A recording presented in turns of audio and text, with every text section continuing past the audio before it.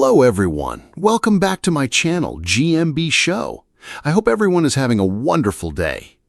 The Chase host, Bradley Walsh, was left lost for words after one of the contestants made a jaw-dropping claim about the presenter.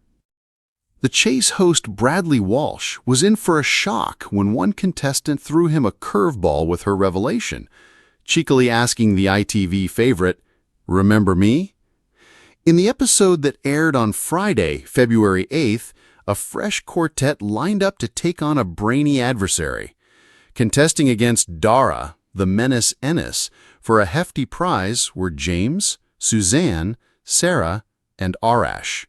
While Sarah swiftly exited after a head-to-head with the chaser, Arash also faced defeat at the hands of the menace's quiz prowess.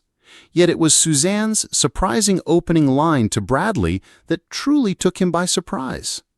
Just as Bradley, 64, began his typical pre-round chatter, Suzanne, a baker and cake seller by trade, unexpectedly cut in.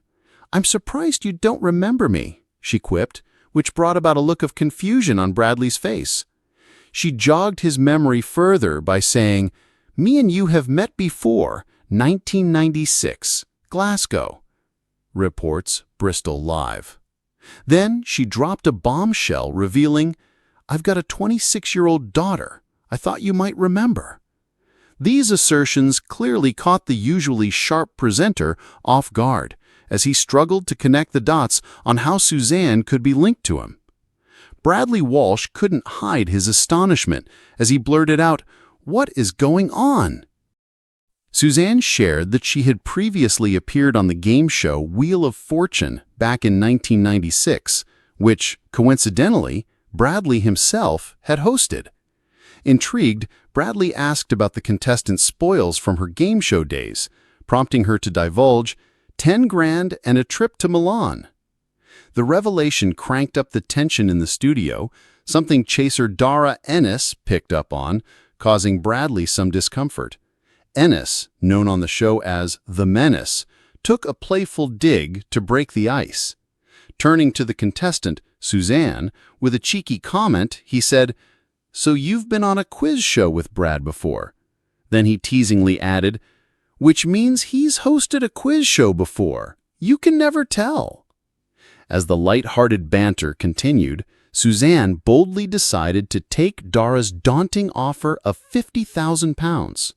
Despite her previous triumph on Wheel of Fortune, luck wasn't on her side during the chase, and she was ousted by the menace.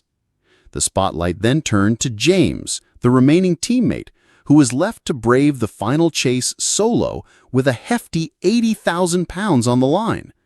Pitted against the chaser all by himself, he faced a daunting challenge, ultimately getting caught out with 48 seconds to spare. Bradley Walsh's eyes nearly popped out as the contestant adjusted her glasses and said, "I used to work as a lion tamer." The studio fell into stunned silence, even the chaser's eyebrow twitching in curiosity. Bradley blinked rapidly, clutching his cue cards as if they might run away. Hang on. Did you just say lion tamer?" The young woman on the podium, a petite librarian named Zoe from Kent, nodded with a mischievous grin. "For 3 years, actually, before I switched to books." "Books are safer," Bradley spluttered, laughing so hard he had to wipe a tear from his eye. "I can't believe this! A lion tamer! On the chase! I bet you don't get nervous about a final chase after facing a lion, eh?" Zoe laughed. "Well, the lion never asked me how many sides a dodecahedron has under a time limit." The camera panned to the chaser, who was smirking in that smug, calculating way. "You've faced lions. Now it's time to face the beast," Mark Labbett's deep voice echoing across the studio. Zoe didn't flinch, which seemed to unnerve him for a moment. Bradley leaned on the host's podium, still processing. How does one go from "here kitty kitty" to stamping overdue fines? Zoe shrugged. "Life's about chapters, Bradley. One day you're feeding raw meat to a lion named Freddie, the next day you're reminding Mrs. Kettle to return her knitting books." Even the audience chuckled. The tension that usually followed a high-stakes quiz was replaced with warm, curious energy.